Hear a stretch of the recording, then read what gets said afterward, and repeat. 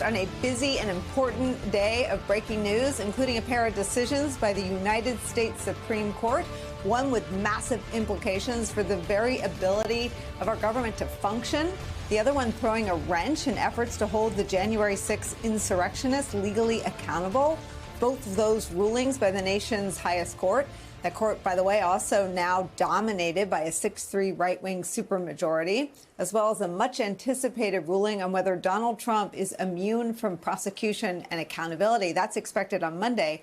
All of those underscoring the massive and historic and tectonic, unprecedented stakes of the 2024 general election. And that conversation on this day after the first presidential debate of the cycle also making news. Donald Trump went largely unchallenged and unchecked as he blustered and lied for 90 minutes straight. The conversation in many corners of the Democratic coalition is about deep anxiety, bordering on a bit of panic, and lots of questions about what the Biden campaign does to steady all that angst.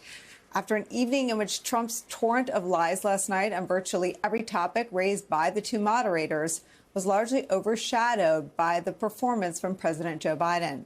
Earlier today, President Biden, seeming to understand that clearly in his first extended remarks since the debate, a fired-up, energetic President Joe Biden addressed those concerns in his own party head-on. Watch. I don't walk as easy as I used to. I don't speak as smoothly as I used to. I don't debate as well as I used to. But I know what I do know.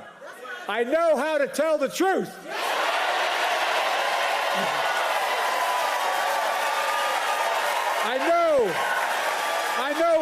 I know right from wrong. And I know how to do this job. I know how to get things done. And I know, like millions of Americans know, when you get knocked down, you get back up.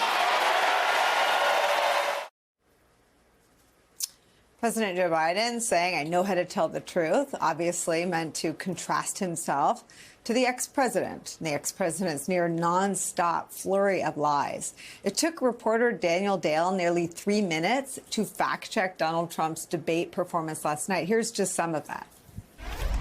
What stood out was the staggering number of false claims from former President Trump. On first count, Aaron, I counted at least 30 false claims. He said some Democratic states allow people to execute babies after birth, an egregious lie that is illegal in every state. He said everybody, even Democrats, wanted Roe v. Wade overturned. Roe was supported by 2/3 of Americans, even more Democrats. He said every legal scholar wanted Roe overturned, abortion returned to the states. Legal scholars have told me directly this is not true. He said the U.S. currently has the biggest budget deficit ever. No, that happened under Trump in 2020. He said the U.S. currently has a record trade deficit with China. That also happened under Trump in 2018. He said Biden personally gets a lot of money from China. Zero evidence of this. He said there were no terror attacks during his presidency. In fact, there were multiple attacks. He said Iran didn't fund Hamas, Hezbollah, other terror groups under his presidency. Iran, in fact, did. He said Biden wants to quadruple people's taxes. That is pure fiction. He said the U.S. has provided way more aid to Ukraine than Europe had. It's actually the opposite. He said the U.S. has provided about $200 billion in Ukraine aid. It's closer to $110 billion. He said 18 or 19 million people have crossed the border under Biden. That is millions too high. He said many of these migrants are from prisons or mental institutions. His own campaign cannot corroborate this. He said Biden has only created jobs for illegal immigrants. Total nonsense. He said Nancy Pelosi turned down his offer of 10,000 National Guard troops on January 6th. There's no evidence she even got such an offer. He said Biden made up the idea he called dead service members suckers and losers. No, the Atlantic magazine reported that, and then former Trump Chief of Staff John Kelly corroborated it. So that portrait of a serial liar, a candidate uniquely unfit for office, was unfortunately and tragically obscured in the moment of last night's debate. It's still unclear what, if anything, changes after last night. One constant remains. The country faces a very stark choice between President Joe Biden and an authoritarian movement led by a candidate whose instincts are fundamentally those of an autocrat. David Frum puts it like this in The Atlantic, quote, against the threat of Trump, Americans must save themselves. The job of doing so cannot be delegated to some charismatic savior. And anyway, that charismatic savior has yet to present himself or herself. Television always wants to reduce active human beings to passive viewers. The presidential debate format has especially served this purpose. Do I prefer the candidate in the red tie or the blue one? This most recent debate has taught the danger of spectatorship. The job of saving democracy from Trump will be done not by an old man on a gaudy stage, but by those who care that their democracy be saved. Biden's evident frailties have aggravated that job and made it more difficult, but they have also clarified whose job it is. Not his, yours. That's where we start today with some of our most favorite experts and friends. Former RNC chairman, co-host of MSNBC's The Weekend, Michael Steele is here. Plus, host of MSNBC's Politics Nation, the president of the National Action Network, the Reverend Al Sharpton's here. Also joining us, Democratic strategist, president of Brilliant Corners Research, MSNBC political analyst Cornell Belcher's here, and the executive director of Republican Voters Against Trump, the publisher of The Bulwark, Sarah Longwell's here. Sarah Longwell, you've been in front of the most important pundits and consumers of last night's debates, and that's voters. Tell us what you're hearing from them. Yeah, so we talked to some of these so-called double haters this morning, and these were actually Trump voters, people who voted for him twice, but after January 6th were basically out on him and were looking for reasons not to vote for him. And look, they used words like embarrassment and train wreck, and everybody thought that the debate was really terrible. But what was interesting to me was it didn't really push anybody back into Trump's column, right? What it did was they all still believe Trump is a liar. They still believe he's a con man. They still believe he's a narcissist. These were all the things. And it was interesting to me, actually, to listen to them, because I think as I watched the debate, I was a little concerned that Trump's demeanor, which is not the same as sort of the big lunatic energy you see from him often, that would sort of lead voters to maybe say, like, oh, Trump seems more reasonable. But these voters, they were clocking all the lies. They understood that Donald Trump was not telling the truth, and that much of the substance of his comments was crazy. But look, Biden's performance, they were also just really thought was terrible. They were concerned about his cognitive abilities. And for the couple of voters in the group who had really been sort of leaning towards Biden because they were so repulsed by Trump, they were kind of back on the fence. And I actually, what you heard from a lot of them that I think is, I don't know, maybe the most depressing is how many of them were thinking just about sitting it out or writing somebody in. They were much more third party curious in this moment. I don't know that this moment lasts forever, but in this moment, they were back to like thinking about RFK. And so, yeah, I think for people who maybe didn't have high expectations of Joe Biden to begin with, which I think when you talk to the double haters, they are already concerned about Joe Biden's mental acuity. And so last night didn't necessarily shock them, but it didn't do anything to bring them into Biden's column, which is what he needed to do last night, right? He had to help these double haters for whom their hatred is really for Donald Trump, but they think Joe Biden's too old. He needed to convince them that, in fact, he was up for the job. And I just don't think that's what got done last night.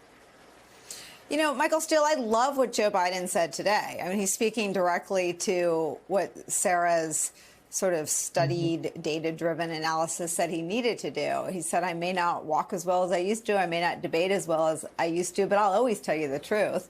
And he could go on and on in that construction. I'll never steal classified documents. I won't, in a deposition, you know, in the year 2024, say that you can still grab women between the legs, because that's what famous people have done for a million years. I mean, there may have just been too much, right? Sometimes there's such a volume of atrocities in terms of what Trump has said and done that it's hard for anyone that's ever gone up against him in the Republican primary going back to 2015 to focus. But I wonder what you make of where voters seem to be processing last night's debate.